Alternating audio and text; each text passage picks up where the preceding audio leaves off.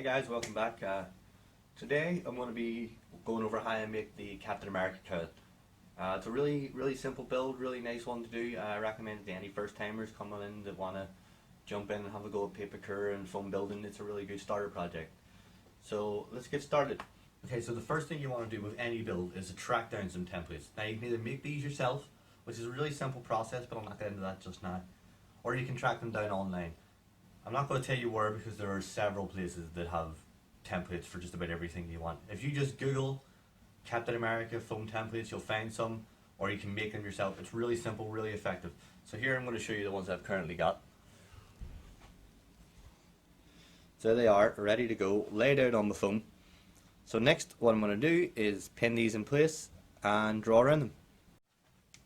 So something I want to point out that I get asked about a lot is when you have to do a curve in something so that it sits nicely. Now obviously you can't just cut straight into your foam because then you're with two flat sides and they make a 90-degree angle. It doesn't work. So what I like to do is whenever I'm cutting anything that needs to have a curve on it, this is the top of the Captain America cowl, I take my scissors and then just tilt them so I'm cutting at a 45-degree angle.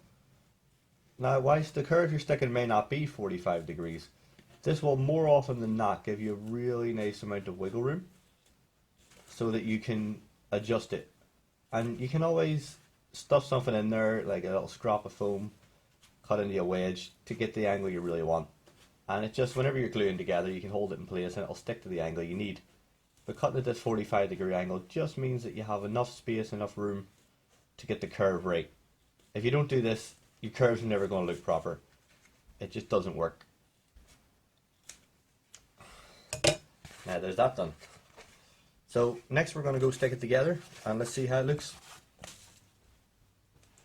So here we have Captain America at a wearable stage. This has been requested to be quite tight and the guy happens to have the same size head as me, so that's really good. And I'm really happy with it. I think it's came out nicely. The eye curve bits in here went really well. I'm really happy with those. So this is the initial foam construction done. What we got to do next is seal it. As this takes a bit of stretching to get it on, I'm going to seal it with acrylic paint because that gives a really nice flexible outer coat and it's really good to paint on top of. And then I'm going to hit that with some plasti dip to give it a dark undercoat before spray painting it blue. And I'm going to spray paint it with some form of acrylic paint as well, again to keep that stretchiness in place. So as you can see, we've got it all sealed up, looking good. I'm pretty happy with this. It's been sealed again just like the Batwoman cowl, with 5 coats of acrylic paint, and that gives it the flexibility. It means it can stretch onto your head because it is quite a tight fitting cowl. So whenever you're doing anything tight fitting, you really want to make sure it's nice and flexible so that it's not going to crack or fall apart on you. I find that a lot of people like to use PVA glue. It's cheap and it is effective if you want something to look really smooth, but when you do something tight fitting like this, as soon as you pull it on, the paint just goes and you've ruined your paint job. So this has been sealed with the 5 coats of acrylic. I don't know if it comes up in the camera, but it is actually blue at the minute. I went straight on with the blue paint after I plasti dipped it, and I think it looks great. So next, what I'm going to do is cut out the stencils for the wings and the A on it, and we're going to get those put onto it and see how it looks. So let's see what happens next. So this is just an example of the kind of lengths I go to mask off a tiny area. I prefer to be over cautious rather than under. Like a small off spray of paint can ruin your whole build and it's just not worth it. As you can see, I've got this masked off. I've left a lot of extra card on the stencil. It means that it's a lot less to mask off. I cut some little squares near the stencil itself so that I can press it in closer to the helmet itself. I've wrapped cellophane around the rest of the helmet there to make sure it can't get any overspray, and the tape overlaps onto the cellophane just to make sure there's really no chance of any bleed. I hope this is enough. I've seen times where I go to this kind of lengths and it still isn't enough. Some paint leaks through. You gotta be really careful, you gotta be really cautious. But if you take your time, it'll be perfect. Just use that old method, you know, measure twice, cut once.